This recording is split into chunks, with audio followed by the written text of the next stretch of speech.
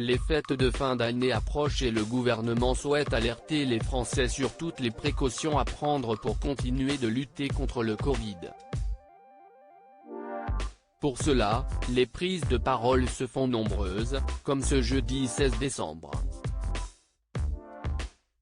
Olivier Véran était l'invité d'Anne-Elisabeth Lemoine dans l'émission C'est à vous. L'occasion pour le ministre de la Santé de revenir sur un sujet qui l'agace, les anti-vax. Il confie dans un premier temps, être la cible de cette partie de la population, je reçois des dizaines de menaces de mort par jour depuis bientôt 2 ans. Je porte plainte régulièrement, quand j'estime que ça dépasse les bornes, a-t-il affirmé. Selon Olivier Véran, il y aurait comme un profil type de ces détracteurs, des gens qui détestent l'État, qui détestent les scientifiques, des gens qui détestent les médias, de gens qui détestent, évidemment, ô combien les politiques qui détestent que l'on ne soit pas d'accord avec leurs croyances.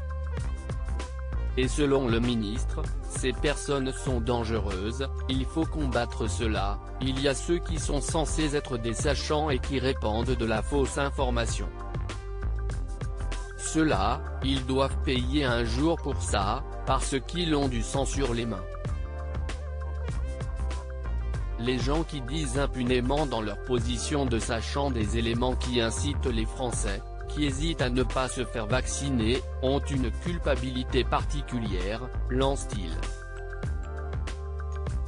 Olivier Véran s'insurge contre les anti-vax, une position qu'il n'avait auparavant jamais avouée en public, comme lui fait remarquer Patrick Cohen, je vois beaucoup d'hospitaliers en ce moment, beaucoup de médecins urgentistes, en réanimation, je discute avec des chirurgiens qui sont obligés à annuler de la chirurgie programmée pour des patients qui n'ont rien demandé pour prendre en charge des patients en réanimation qui ont refusé de se faire vacciner et qui considèrent que le Covid n'existe pas, a-t-il déclaré.